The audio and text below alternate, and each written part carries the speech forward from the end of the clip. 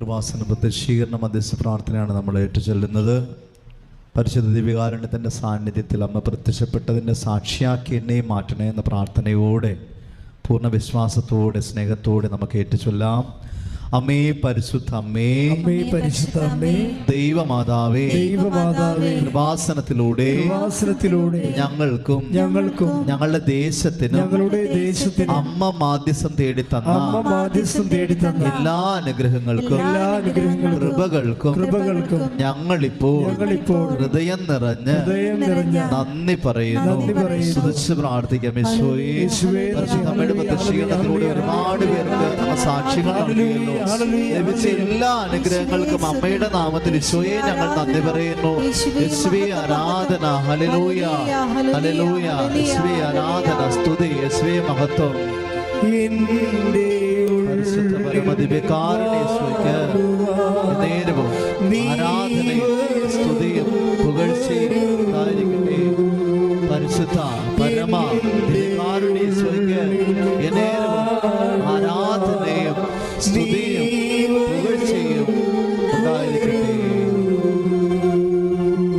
അമ്മേ പരിശുദ്ധ അമ്മേ, പരിശുദ്ധ അമ്മേ, ദൈവമാതാവേ, 2004 ഡിസംബർ 7-ാം തീയതി ഉച്ച കഴിഞ്ഞ് 2:30 കൃപാസനത്തിൽ സംഭവിച്ച അമ്മയുടെ പ്രത്യക്ഷപ്പെടലിനെ കുറിച്ച് തിരുസഭയ്ക്ക് സമർപ്പിച്ചിരിക്കുന്ന പഠനരേഖകളുടെ വസ്തുനിഷ്ഠവും ദൈവശാസ്ത്ര വിധിപ്രകാരമുള്ളതുമായ അന്വേഷണ പഠനങ്ങൾ നടത്തി ആ പ്രത്യക്ഷപ്പെടലിലൂടെ പ്രകടമായ ദൈവമാതാവിന്റെ പ്രത്യേക കരുതലും സംരക്ഷണവും വെളിപ്പെടുത്തുന്ന പീഡിതരുടെ ആശ്വാസവും പ്രവാചകന്മാരുടെ രാജ്ഞിയും വാഗ്ദാനത്തിന്റെ പേടകവും പ്രപഞ്ച പ്രകൃതിയുടെ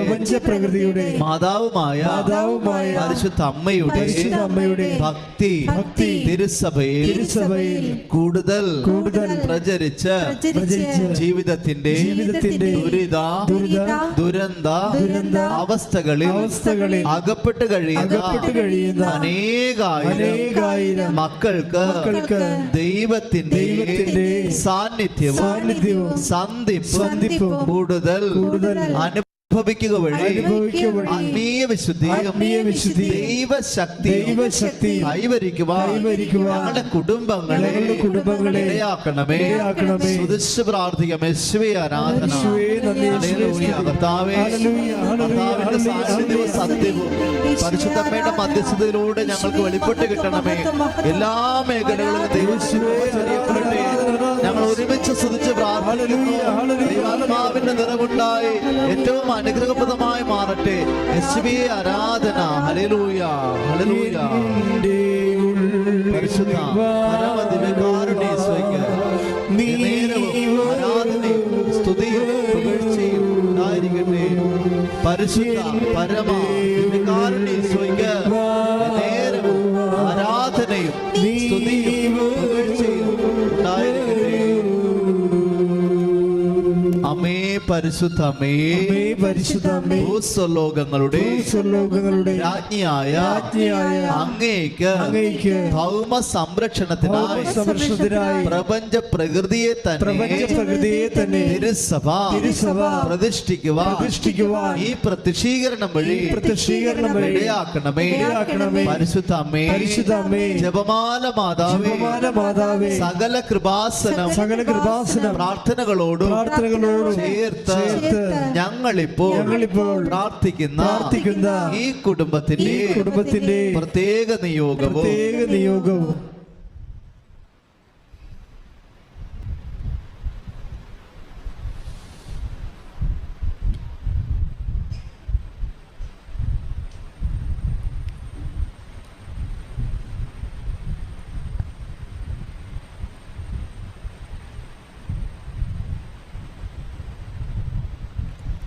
ഏറ്റച്ചൊല്ലി പ്രാർത്ഥിക്കാം. അമ്മയുടെ പ്രത്യക്ഷീകരണത്തിന്റെ ഈ അനുഗ്രഹവേളയിൽ ഞങ്ങൾക്ക് സാധിച്ചു തരുവാൻ അനിയണമേ. ആമേൻ. സ്തുതിച്ച് പ്രാർത്ഥിക്കാം. യേശുവേ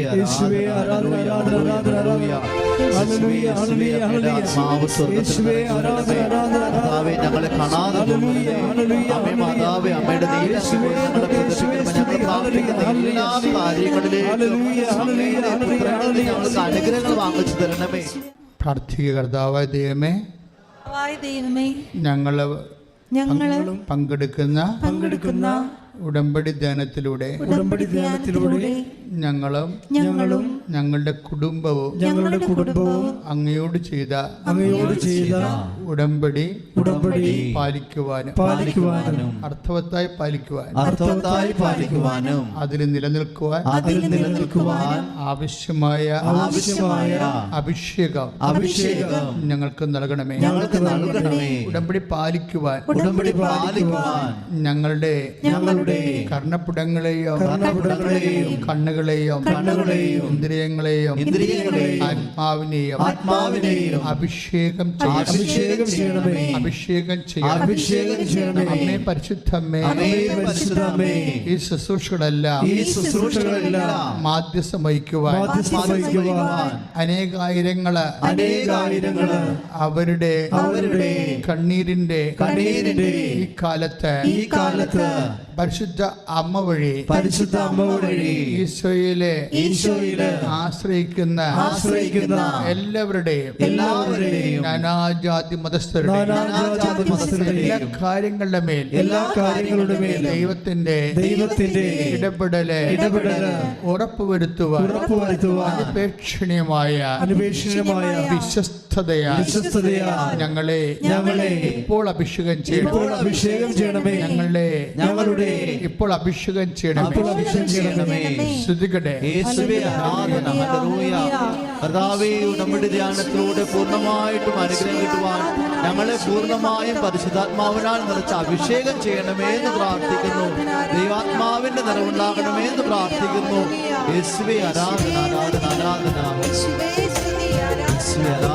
പരിശുദ്ധ പരമദിവ്യകാരുണ്യത്തിന് ആരാധനയും സ്തുതിയും പുകഴ്ചയും ഉണ്ടായിരിക്കട്ടെ. വീണ്ടും ഏറ്റു പ്രാർത്ഥിക്കുക. കർത്താവായ ദൈവമേ, എല്ലാ ശബ്ദ ക്രമീകരണങ്ങളെയും ഓൺലൈനിൽ പോകുമ്പോഴേ ആവശ്യമായ നെറ്റ്വർക്ക് സംവിധാനങ്ങളെയും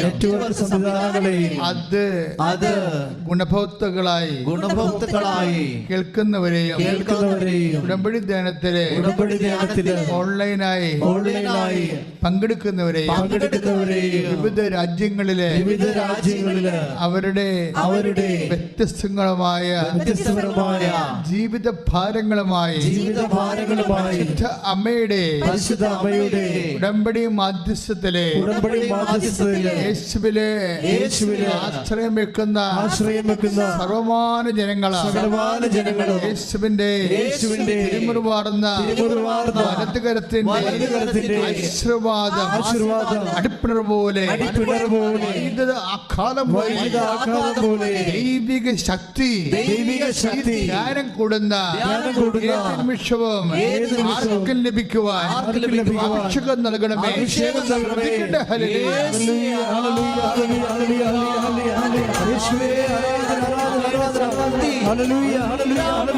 കർത്താവായ ദൈവമേ, എല്ലാ പിഞ്ചു കുഞ്ഞുങ്ങളെയും അങ്ങേക്ക് സമർപ്പിക്കുന്നു. അവരുടെ പറഞ്ഞറിയിക്കാൻ പറ്റാത്ത രോഗങ്ങളെയും അതനുഭവിക്കുന്ന വേദനകളെയും അവരുടെ മാതാപിതാക്കളെയും അവരുടെ എവിടെയായിരുന്നാലും രോഗത്തിന് എത്തും പിടിയും കിട്ടാത്ത എല്ലാ അവസ്ഥകളെയും കണ്ടുപിടിക്കുന്നതിനായി ചികിത്സിക്കുന്ന വിശുദ്ധന്മാരുടെ മേൽ കർത്താവിന്റെ അഭിഷേകം ചൊരിയട്ടെ.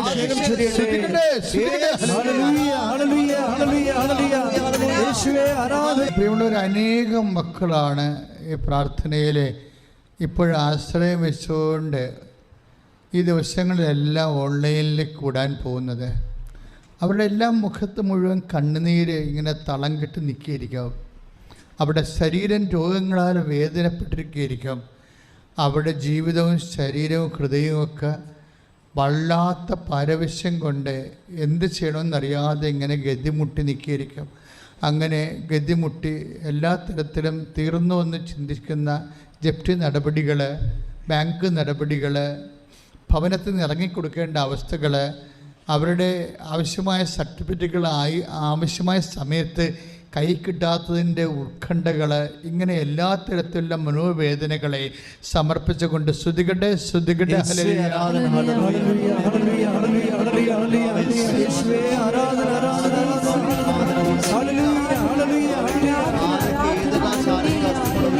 പരിശുദ്ധ പരമ ദിവ്യകാരുണ്യത്തിന് പ്രിയമുള്ളവരെ, ഒത്തിരിയേറെ പ്രൊഫഷണൽസ് ആശ്രയിക്കുന്ന ഒരു ആരാധനയാണ്.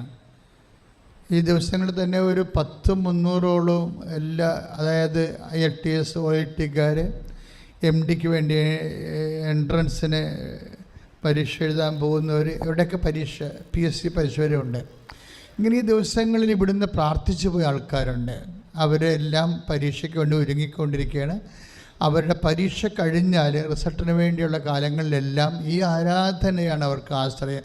അച്ഛനോട് ചേർന്ന് പ്രാർത്ഥിക്കുക. കർത്താവായ ദൈവമേ, എല്ലാ പ്രൊഫഷണൽസിനെയും അങ്ങേക്ക് സമർപ്പിക്കുന്നു. കർത്താവേ, പരീക്ഷ എഴുതി കഴിഞ്ഞവരെ, എൻട്രൻസ് എഴുതി കഴിഞ്ഞവരെ, റിസൾട്ട് പ്രതീക്ഷിക്കുന്നവരെ, അവരുടെ കഴിവിനേക്കാൾ ദൈവത്തിന്റെ കൃപയാൽ കർത്താവിന്റെ കാരുണ്യത്തിലെ അവരുടെ ജീവിതം നവീകരിക്കുവാനും അവരുടെ പരീക്ഷകളെ വിജയപൂർണമായി ചെയ്തുകൊണ്ട് തരണം ചെയ്തുകൊണ്ട് ജീവിതത്തിന്റെ അടുത്ത പടിയിലേക്ക് പരിശുദ്ധ അമ്മയുടെ കരം ഗ്രഹിച്ചുകൊണ്ട് മുന്നേറുവാൻ അഭിഷേകം ചെയ്യണമേ.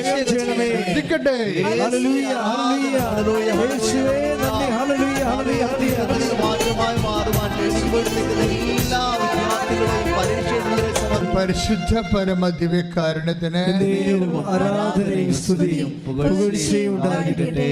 പ്രിയമുള്ളവരെ, ഒത്തിരിയേറെ ഒരു ഏജ് ബാർ കഴിഞ്ഞ ആൾക്കാർ, അതിപ്പോൾ കുഞ്ഞുങ്ങളുണ്ടാകാനായാലും ശരി, കല്യാണ ഒത്തുവരാനായാലും ശരി, ഒരു ഏജ് ബാർ കഴിഞ്ഞവർ ആശ്രയിക്കുന്ന ഒരേ ഒരു പ്രാർത്ഥന ഉടമ്പടി പ്രാർത്ഥനയാണ്.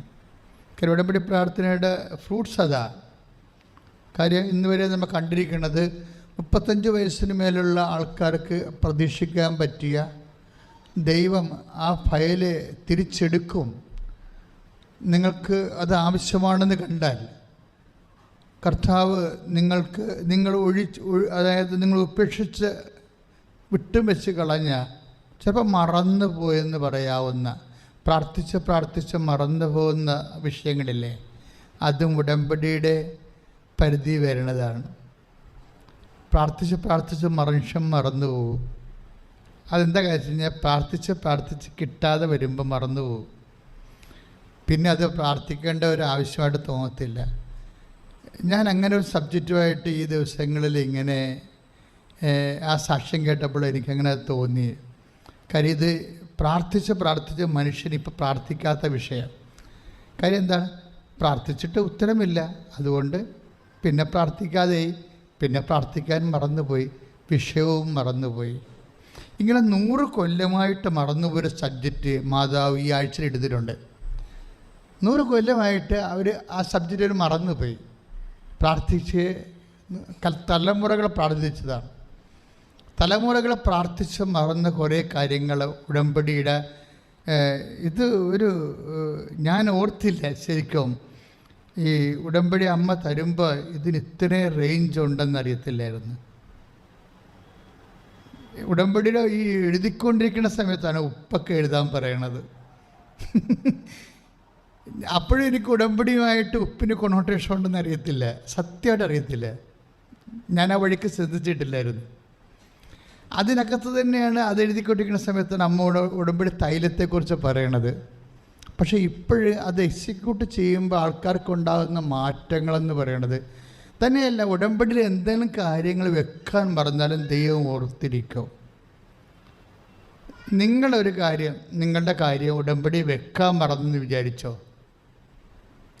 തിരക്ക് കൊണ്ടോ ഇവിടെ വന്നപ്പോഴേ സിറ്റുവേഷൻസ് ഒന്ന് നിങ്ങൾ പ്രതീക്ഷനേക്കാൾ മോശമായ തിക്കും തിരക്കും അസ്വസ്ഥതയും, പിന്നെ നിങ്ങളുടെ തന്നെ ഉപവസിച്ചൊക്കെ നിശ്ചയിക്കുന്നവരാണെങ്കിൽ നിങ്ങളുടെ തന്നെ ബോഡിയുടെ ഒരു വെല്ലുവിളികൾ എല്ലാം കൊണ്ട് നിങ്ങൾ ചില കാര്യങ്ങൾ മറന്നു പോകും. എങ്ങനെയെങ്കിലും വീട് പിടിച്ചാൽ മതിയെന്ന്, മഴയും വരികയാണെങ്കിൽ പണിയായിരിക്കും, എങ്ങനെയെങ്കിലും വീട് പിടിച്ചാൽ മതിയെന്നുള്ള ചിന്ത വന്നിട്ട് ചില കാര്യങ്ങൾ തിരക്കിൽ മറന്നു പോയാലും ഈ മണ്ണിൽ നീ ചവിട്ടിപ്പോയാൽ അത് തന്നെയാണ് ഗ്യാരണ്ടി.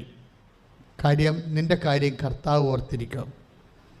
നിനക്കറിയാം എന്തിനാണ് നീ ഇവിടെ വന്നതെന്നൊക്കെ ദൈവത്തിന് അറിയാം. നീയാണ് മറന്നിരിക്കണത്.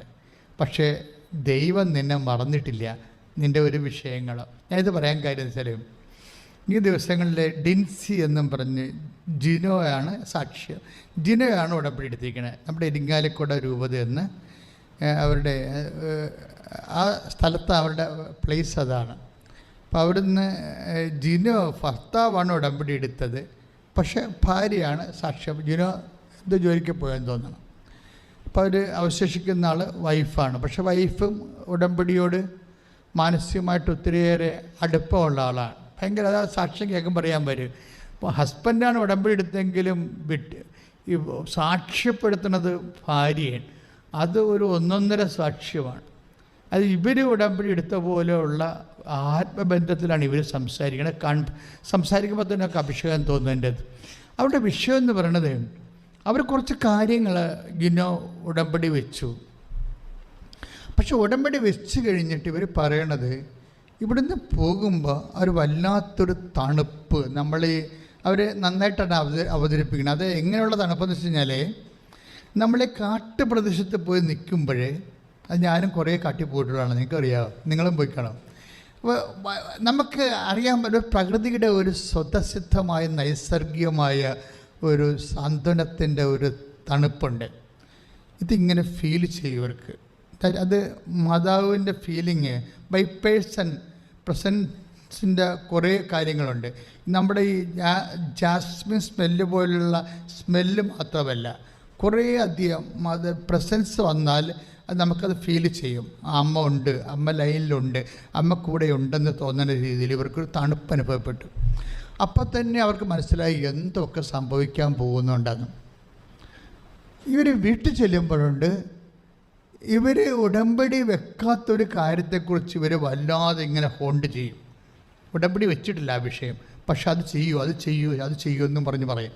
എന്താ സംഭവിച്ചു കഴിഞ്ഞാൽ ഇവരുടെ 100 കൊല്ലമായി ഇവരുടെ ആ പ്രദേശത്ത് വെള്ളമില്ല. കാര്യം അപ്പനപ്പന്മാരുടെ കാലം മുതൽ തന്നെ വെള്ളം പാറക്കെട്ടാണ്. മലമുകളിൽ താമസിക്കുന്ന ആൾക്കാരാണ്, പാറക്കെട്ടാണ്. പക്ഷെ ആ പ്രദേശം ചുരുങ്ങാലിക്കൂടെ വലിയ മലയൊന്നും ഇല്ലെന്നറിയാം, എന്നാലും ആ പ്ലേസ് മുഴുവനും ഇങ്ങനെ പാറക്കുന്നുകളുടെ ഇടക്കാണ് ഇവർ താമസിക്കുന്നത്. കുറേ ആൾക്കാർ താമസിക്കുന്നുണ്ട് അവിടെ വെള്ളമില്ല. ഇവർ വന്ന് വിലക്ക് മേടിക്കുകയോ അവർ സങ്കടപ്പെട്ട് പറയുന്നുണ്ട്, ദിവസങ്ങളോളം വെള്ളമില്ലാതെ വിഷമിച്ചിട്ടുണ്ടെന്ന്. നമുക്കറിയാം ഈ കാലത്ത് ഈ കേരളത്തിൽ ദിവസങ്ങളോളം വെള്ളമില്ലാതെ വിഷമിക്കുന്നത് വിഷമം തന്നെയാണത്. പക്ഷേ ഇതാണ് ഇവിടെ യഥാർത്ഥ പ്രശ്നം. ഇവർ ജോലിയും കാര്യങ്ങളൊക്കെ പറഞ്ഞെങ്കിലും ഇവർ ശാശ്വതമായി അവർക്ക് പരിഹരിക്കേണ്ട ഒരു വിഷയം വെള്ളമാണെന്നുള്ളത്. പക്ഷെ അവരിങ്ങനെ നടന്നിട്ട് അത് പ്രാർത്ഥിച്ചിട്ട് കാര്യമില്ല. കാര്യം ഈ വരണ്ട കരിമ്പാറയുടെ അടുത്ത് ആണ് താമസിക്കുന്നത്. അവിടെ നിന്ന് വെള്ളം ഇവിടുന്ന് കിട്ടാനാണ് അവർ പണ്ടൊക്കെ ട്രൈ ചെയ്തതാണ്. എല്ലാവരും ആ നാട്ടിലുള്ള ആൾക്കാരൊക്കെ ആ ദേശത്തുള്ള ആൾക്കാർ തന്നെ ട്രൈ ചെയ്തതാണ്. ഇപ്പം നാട്ടിൽപ്പുറത്ത് താമസിക്കുന്ന ഈ വീട്ടിൽ വെള്ളമില്ലെങ്കിൽ അടുത്ത വീട്ടിൽ കുഴക്കണം കുളിക്കുമ്പോൾ വെള്ളം കിട്ടണം കാണാം. പക്ഷെ ഇതങ്ങനെയല്ല, ആ ലൊക്കാലിറ്റി മൊത്തം വെള്ളമില്ല. അപ്പം പക്ഷെ മാതാ ഇവരോട് പറയുന്നുണ്ട്, നിങ്ങളെ കുഴൽക്കിണർ കുഴിക്കാൻ പറയുന്നുണ്ട്. പഴുത് കുഴിച്ചൊക്കെ അവിടെ കിടപ്പുണ്ട്, 1000-500 അടി ഒക്കെ ഉള്ളത് ഒക്കെ കിടപ്പുണ്ട്, കാര്യമില്ല, വെള്ളമില്ല അവിടെ. പക്ഷേ ഇവർക്ക് ഇത് രണ്ടാമത് ഇങ്ങനെ കുഴിക്കാൻ പറയും. അങ്ങനെ ഇവർ നല്ല ആന്തരിക ബോധ്യം കിട്ടും ഈ വിഷയങ്ങൾക്ക്. എല്ലാത്തിനും ആന്തരിക ബോധ്യങ്ങൾ നമ്മൾ ശ്രദ്ധിക്കണം. ഉടമ്പടി എടുത്തു കഴിയുമ്പോൾ അതിലൊരു വിഷയം എന്ന് വെച്ചാൽ ഇന്നത് ചെയ്യൂ, ഞാൻ നിൻ്റെ മുഖത്ത് നോക്കി നീ നടക്കേണ്ട വഴി ഉപദേശിക്കുമെന്ന് അല്ലേ, ഞാൻ നിൻ്റെ ഇതിന് ആന്തരിക ബോധ്യമെന്ന് പറയും. ഇപ്പം നീ എന്തിനു പഠിക്കണമെന്ന് നിനക്കറിയാൻ പാടില്ലെന്ന് വിചാരിച്ചു. പഠിക്കണം, എന്തിനു പഠിക്കണമെന്ന് അറിയത്തില്ല. ഇനി എന്താ പഠിക്കേണ്ടത്, എന്താ എൻ്റെ കരിയർ എന്നറിയത്തില്ല. ഞാൻ എന്താണ് ഇനി എവിടെയാണെന്ന്, ഇവിടെ നാട്ടിൽ പഠിക്കണോ, PSC എഴുതണോ, അത് രാജ്യം വിട്ട് പോകണോ, നമുക്കൊരു ഐഡിയയുമില്ല. ഈ ഒരു ഐഡിയയും ഇല്ലാത്ത ടാബുല റാസ എന്ന് പറയുന്ന ഈ സിറ്റുവേഷൻസിലെ അതാണ് ശരിക്കും പറഞ്ഞാൽ ദൈവത്തിന് പ്രവർത്തിക്കുക. നിനക്ക് ഐഡിയ ഉണ്ടാകുന്നതിനേക്കാൾ മെച്ചം നിനക്ക് ജീവിതത്തെക്കുറിച്ച് ഐഡിയ ഉണ്ടാകുന്നത്. ഇന്നത് പഠിക്കണം, ഇന്നത് ചെയ്യണം, ഇന്ന സ്ഥലത്ത് താമസിക്കണം, ഇന്ന സ്ഥലത്ത് ഇങ്ങനെ നിനക്കൊരു ഐഡിയ ഉണ്ടാകുന്നത് സിൽവറാണെങ്കിൽ നിനക്കൊരു ഐഡിയ ഉണ്ടാകാതിരിക്കുന്നത് ഗോൾഡാണ്. പറഞ്ഞാൽ മനസ്സിലായില്ലേ? നിനക്കൊരു ഐഡിയ നിൻ്റെ ജീവിതത്തെക്കുറിച്ച് ഉള്ളത് സിൽവറാണെന്ന് വിചാരിച്ചു. അങ്ങനെയാണെങ്കിൽ നിനക്കൊരു ഐഡിയയും ഇല്ല നിൻ്റെ ജീവിതത്തെക്കുറിച്ച്. ഇപ്പോൾ 11 പ്രാവശ്യം IELTS എഴുതി, അതുകൊണ്ട് മറ്റു പരീക്ഷകളൊന്നും എഴുതാനും ഒത്തില്ല. നമ്മൾ ഈ വാഴ പൊത്ത് കുലച്ച പോലെ കുലയ്ക്കുക. ആലപ്പുഴ പാർട്ടിയുടെ വർത്തമാനമാണിത്. വാഴ ഒന്നുമില്ലാതെ കുലക്കത്തില്ലേ, അതിനിവിടെ പോത്ത് കുലക്കണമെന്നാണ് പറയണത്. അപ്പം അതുപോലെ ഈ സംഭവം ഒന്നും അറിയത്തില്ല. അപ്പം ഇങ്ങനെ ഒരു ഐഡിയയും ഇല്ലെങ്കിൽ നിങ്ങൾ ആ ബ്ലാങ്ക് കോളം മുഴുവനും ഉടമ്പടിയിൽ അമ്മേ ജീവിതത്തിന് ഐഡിയ ഇല്ല, ഉടമ്പടി ചെയ്തു പോയ ആളാന്ന് വിചാരിച്ചോ. അപ്പം നിങ്ങൾ വിചാരിക്കുക, അയ്യോ 6 ഞാനത് വെച്ചില്ലല്ല എന്ന് നിങ്ങൾ പറയരുതേ. കാര്യം ഉടമ്പടി ഒരു രീതി എന്ന് പറയുന്നത് ഉടമ്പടി ആണ് അതിൻ്റെ പ്രധാനപ്പെട്ട വിഷയം. അതിൽ ആർക്ക് വേണമെങ്കിലും എന്ത് വേണമെങ്കിലും എപ്പോഴും വെക്കാം. മനസ്സിലായില്ലേ? ഉടമ്പടിയാണല്ലോ. ഉടമ്പടി എന്ന് പറഞ്ഞാൽ എന്താണ്? അതായത് ദൈവവുമായിട്ട് ഒരു റിലേഷനാണ്. ഇപ്പം നമ്മളൊരു വണ്ടിയെ കയറി, വണ്ടിയിൽ 6 സീറ്റല്ലല്ലേ, എത്രയോ സീറ്റ് കാണും ഇല്ലേ? വണ്ടിയെ കയറുന്നതാണ് പ്രശ്നം. വണ്ടിയെ കയറിക്കഴിഞ്ഞാൽ അതിൻ്റെ അകത്ത് മാക്സിമം നിനക്ക് ഫെസിലിറ്റി ഉപയോഗിക്കാൻ പറ്റും. ആ ഉടമ്പടിയുടെ ഒരു പ്രത്യേക സാധ്യതയാണത്, നല്ല വലിയ സാധ്യതയുള്ളതാണ്. അതായത് നമ്മൾ പറയാത്ത പല കാര്യങ്ങളും ചിലപ്പോൾ പറഞ്ഞ കാര്യങ്ങളെക്കാൾ നേരത്തെ സംഭവിക്കും. കാര്യം വെച്ചാൽ ഇതിൻ്റെ ഈ ഉടമ്പടിയുടെ വാക്ക് തന്നെ ഇപ്പം നമ്മൾ ഇംഗ്ലീഷിലത് കവനൻ്റ് എന്ന് പറയും. അതായത് ഇംഗ്ലീഷിൽ നമ്മൾ കവനൻ്റ് എന്ന് പറഞ്ഞാലും ഇതിൻ്റെ ഭാഷ ഉണ്ടല്ലോ, ബൈബിളിലെ ഭാഷ, ഹെബ്രായ ഭാഷ അല്ലെങ്കിൽ ഹീബ്രു, അതിനെ ബെർത്ത് എന്ന് പറഞ്ഞാൽ അവരുടെ ഭാഷയിൽ റിലേഷൻ എന്ന അർത്ഥം, റിലേഷനാണ്. നീ ഉടമ്പടി ചെയ്യുമ്പോൾ ആരെ കാര്യം വെച്ചിട്ട് അഫ്സൽ പുരാണിൻ്റെ അല്ലെങ്കിൽ യുദാസ് പുരാണിൻ്റെ പെട്ടി കൊണ്ടുവന്നിട്ട് കാര്യം എഴുതിയിടുന്ന പോലെ അല്ല, അതല്ല വിഷയം. അതുപോലെ ചില വലിയമ്മമാർ ഇതൊക്കെ ചെയ്യണത്, അതാണ് പടം പിടിക്കുന്നത്. അതല്ല, ഉടമ്പടിയോട് കൂടി ഒരു ബെറീത്ത് ഉണ്ടാകുന്നു നിങ്ങളുമായിട്ട്. ഒരു റിലേഷൻ, അതാണ് സംഭവം. കവനൻ്റ് എന്ന് പറഞ്ഞാൽ പോലും ഒക്കത്തില്ല, അത് ഇംഗ്ലീഷുകാരൻ്റെ വാക്കാണ്. ഇതൊരു ബെറീത്ത് എന്ന് വെച്ച് കഴിഞ്ഞാൽ ഒരു റിലേഷനാണ് ഉണ്ടാകുന്നത്. ആരുമായിട്ട്? നീയും നിൻ്റെ ദൈവവുമായിട്ട്. ആ റിലേഷനിൽ നമുക്ക് എന്തും ചെയ്യാം. റിലേഷനാണ് നിങ്ങൾ എപ്പോഴും ചെയ്യണം, മെയിൻറ്റെയിൻ ചെയ്യേണ്ടത് എന്താണ്? റിലേഷൻ. അതാണ് അച്ഛൻ എപ്പോഴും സീരിയസ് ആയിട്ട്, ഞാൻ അങ്ങനെ ജോലി അങ്ങനെ പറയാറില്ലല്ലോ, സീരിയസ് ആയിട്ടല്ലേ സംസാരിക്കത്തുള്ളൂ. എല്ലാ കാര്യവും കഥ പോലും പറയത്തില്ല, സുഖിപ്പിക്കത്തില്ല, സന്തോഷിപ്പിക്കത്തില്ല, വളരെ അറഗൻ്റായിട്ടാണ് പോണത്. കാര്യം റിലേഷൻ ബേസ്ഡ് പ്രെയറാണിത്. ഇത് നമ്മൾ ഇപ്പോൾ ദൈവത്തിൻ്റെ കൂടെ നിൽക്കണമെങ്കിൽ പോലും നമ്മൾ സൂക്ഷ്മതയോടെ, ഇപ്പോൾ അടുത്ത ആഴ്ചയിൽ എന്താ പറയേണ്ടതെന്ന് ഞാൻ ഇന്ന് രാത്രി മുതൽ ഇങ്ങനെ പ്രാർത്ഥിച്ചുകൊണ്ട് നടക്കും. അടുത്ത ആഴ്ചയിൽ എന്താണ് ഈശോ പറയാൻ പോണത്. അപ്പോൾ അത് നമുക്ക് എപ്പോഴായാലും വെളുപ്പിന് ചിലപ്പോൾ 3 മണിക്കായിരിക്കും മെസ്സേജ് വരേണ്ടത്. ഇപ്പോൾ 3 മണിക്ക് എഴുന്നേക്കും. ഇപ്പോൾ നേരത്തെ കിടക്കണ കാരണം എനിക്ക് 3 മണിക്ക് എഴുന്നേക്കാൻ പറ്റുന്നുണ്ട്. അപ്പോൾ പിന്നെ കുറേ നേരം ഈ അച്ഛന്മാരുടെ പുസ്തകം ഉണ്ടല്ലോ, ഞങ്ങൾക്ക് അച്ഛന്മാർക്ക് പഠിക്കേണ്ട കാന നമസ്കാരമുണ്ട്, അതിരുന്ന് പ്രാർത്ഥിക്കും. അത് കഴിയുമ്പോൾ ബൈബിൾ വായിക്കും. അപ്പോൾ ഇതൊക്കെ ഈ സമയത്തെല്ലാം നിശബ്ദ സമയമാണ്. എന്താ കാര്യം? നിങ്ങൾ ഓരോരുത്തരും അനുഭവിക്കുന്ന വിഷയങ്ങൾക്കെല്ലാം കർത്താവിൻ്റെ കയ്യിൽ റെഡിമെയ്ഡ് ആൻസറുണ്ട്. അത് നമ്മൾക്കൊന്ന് കിട്ടണം, വചനത്തിലായാലും നമുക്കൊന്ന് കിട്ടണം. അപ്പോൾ എപ്പോഴും ശ്രദ്ധിക്കേണ്ട വിഷയം വെച്ച് കഴിഞ്ഞാൽ, നിങ്ങൾ ഉടമ്പടി ചെയ്യുന്നതോടുകൂടി ദൈവമായിട്ടൊരു ബെറീത്തിൽ വരികയാണ്. എന്ന് വെച്ചാൽ റിലേഷനിൽ വരികയാണ് അല്ലേ? ഇപ്പോൾ റോഡ് പണിത് കഴിഞ്ഞാൽ നമുക്ക് ഓട്ടോറിക്ഷയും ഓടിക്കാം, ലോറിയും ഓടിക്കാം, എന്ത് വേണം ചെയ്യാം. റോഡാണ് പ്രശ്നം.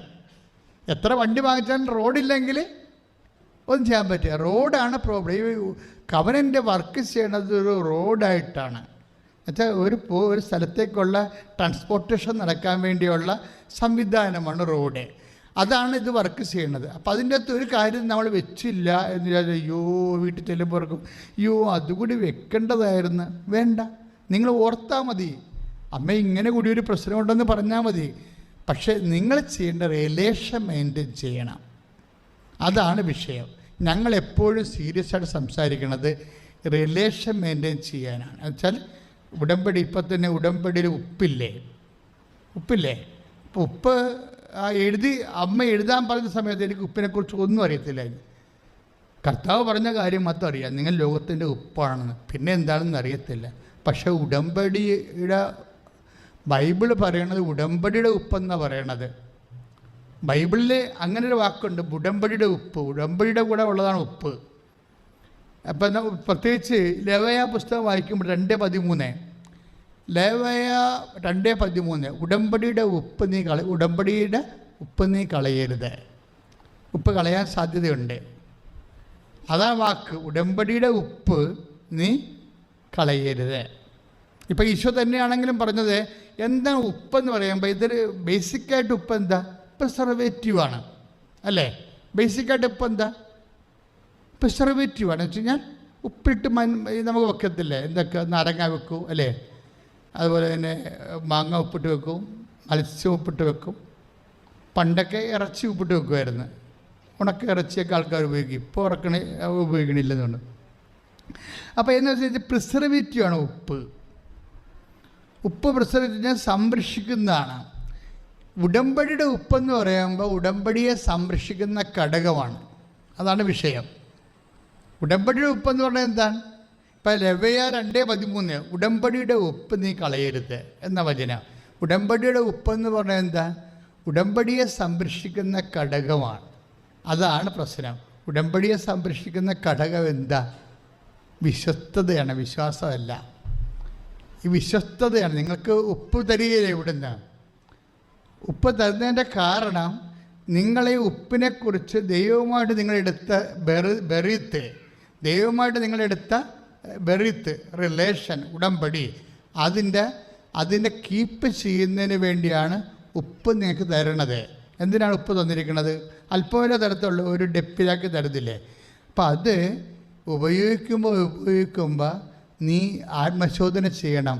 ഞാനിപ്പോഴും റിലേഷനിലാണോ എന്ന് ചിന്തിക്കണം. മനസ്സിലായില്ലേ? ഞാനിപ്പോഴും ദൈവത്തോടെ റിലേഷനിലാണോ? അത് എന്താ വെച്ചാൽ വിശ്വസ്തതയിലാണോ? ഒന്ന് പ്രാർത്ഥിച്ച്, കർത്താവ് ദൈവമേ, ഉടമ്പടിയുടെ ഉപ്പായ ഉടമ്പടിയെ സംരക്ഷിക്കുന്ന ഞാനും ദൈവവും തമ്മിലുള്ള ബന്ധത്തെ നിലനിർത്തുന്ന വിശ്വസ്തത എന്ന ഗുണത്താൽ എന്നെ അഭിഷേകം ചെയ്യണമേ. വിശ്വസ്തത എന്ന ഗുണത്താൽ എന്നെ അഭിഷേകം ചെയ്യണമേ. ശ്രദ്ധിക്കട്ടെ.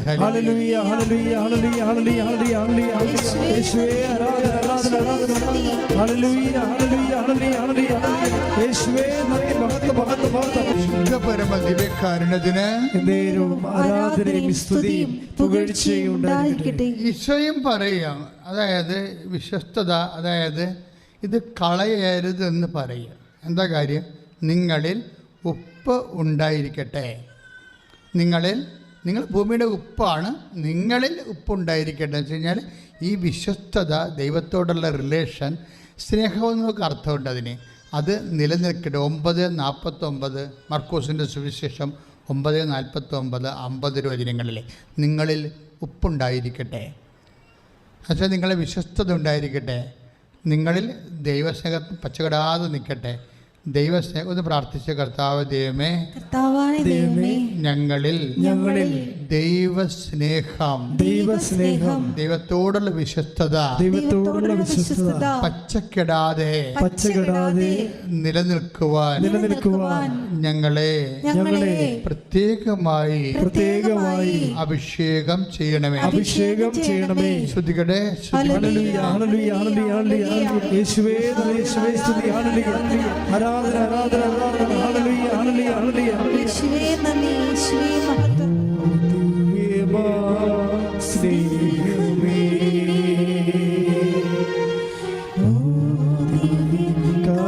കാരുണ്യമേ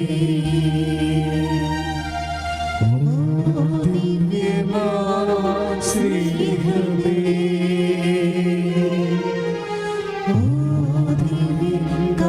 കാരുണ്യമേ തിരുവത്താഴമേശയിൽ സമ്മാനമേ തിരുവത്താഴമേശയിൽ സമ്മാനമേ ഓ ദിവ്യമാ സ്നേഹമേ ഓ ദിവ്യകാരുണ്യമേ. കൈ നെഞ്ചത്ത് വെച്ചുകൊണ്ട് പ്രാർത്ഥിക്കുക. കർത്താവായ ദൈവമേ, കർത്താവായ ദൈവമേ, എൻ്റെ ഹൃദയത്തിൽ അങ്ങയോടുള്ള വിശ്വാസവും സ്നേഹവും വിശ്വസ്തതയും എന്നെ വർദ്ധിപ്പിക്കണമേ. ശ്രദ്ധിക്കട്ടെ. ഹല്ലേലൂയ ഹല്ലേലൂയ ഹല്ലേലൂയ ഹല്ലേലൂയ. ഓ ദിവ്യമാ സ്നേഹം, യേശുവേ ആരാധന ആരാധന ആരാധന ആരാധന. ഹല്ലേലൂയ ഹല്ലേലൂയ ഹല്ലേലൂയ ഹല്ലേലൂയ. ദിവ്യമാ സ്നേഹമേ ഓ ദിവ്യകാരുണ്യമേ തിരുവത്താഴമേശയിലെ സമ്മാനമേ തിരുവത്താഴമേശയിലെ സമ്മാനമേ ഓ ദിവ്യമാ സ്നേഹമേ ഓ ദിവ്യകാരുണ്യമേ ആരാധന മാലാഖമാരും ജീവന്റെ തിരുഭോജ്യമേ ആരാധന മാലാഖമാരും ജീവന്റെ തിരുഭോജ്യമേ.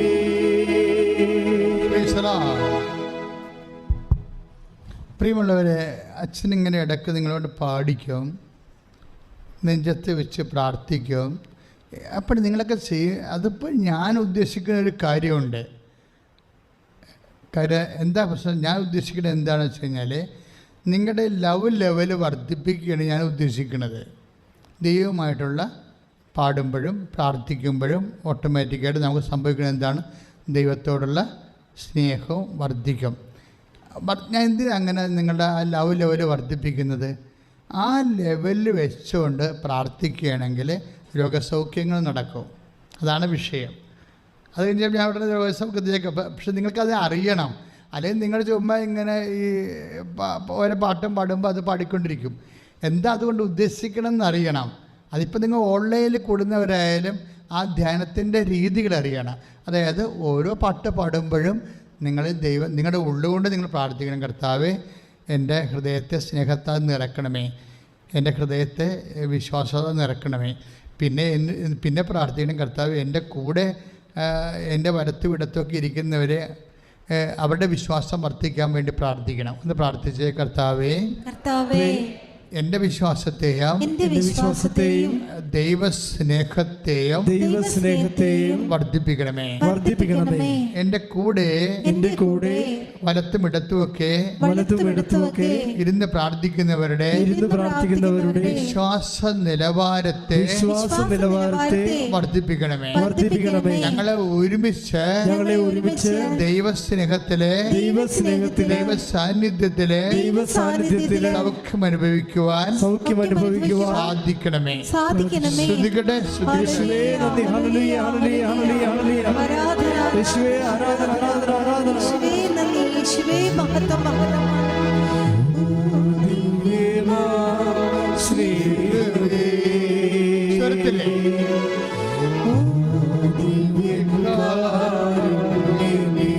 ഓ ദിവ്യമാ സ്നേഹമേ,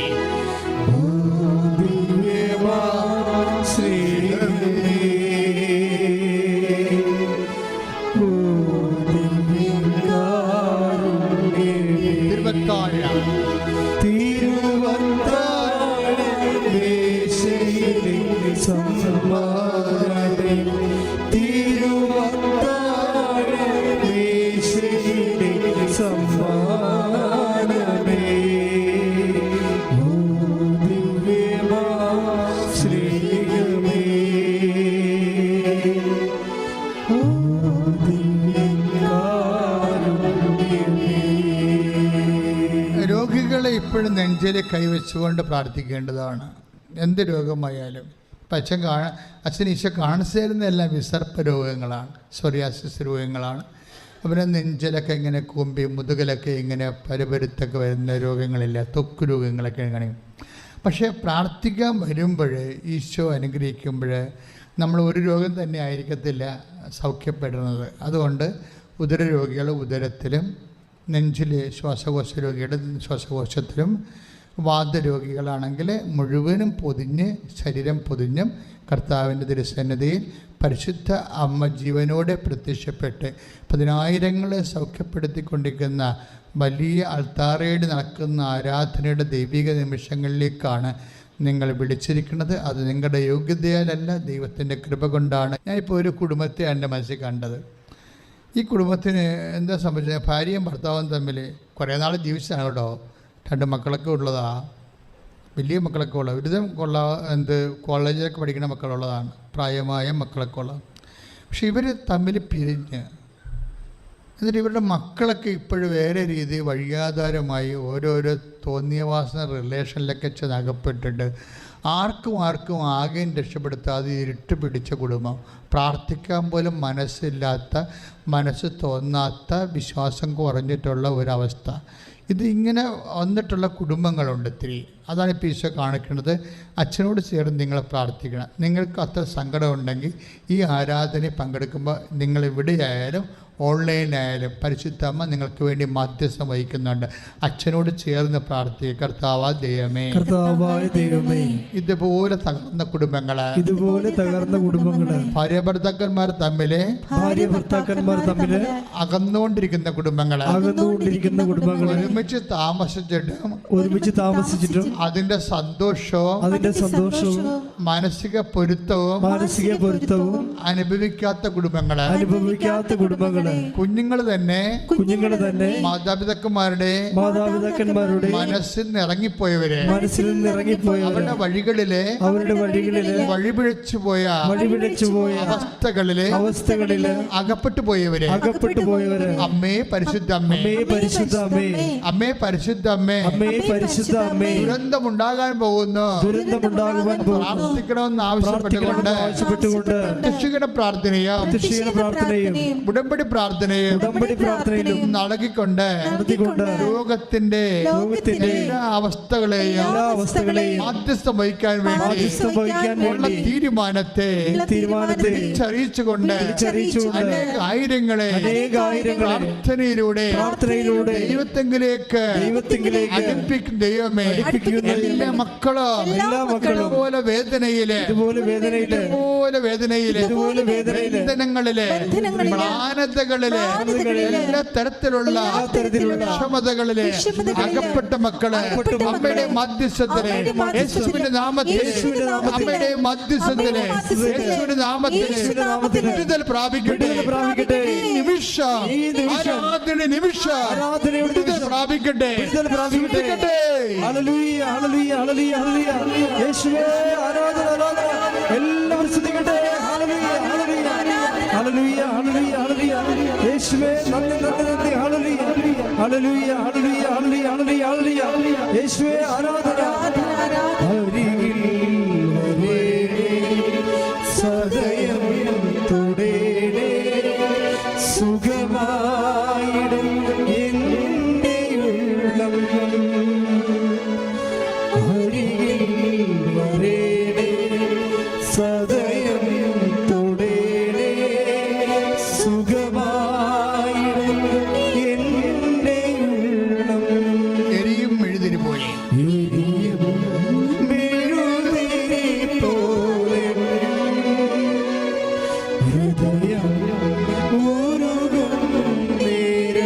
കൈകൾ നെഞ്ചത്ത് വെച്ചുകൊണ്ട് എരിയും മെഴുതിരി പോലെ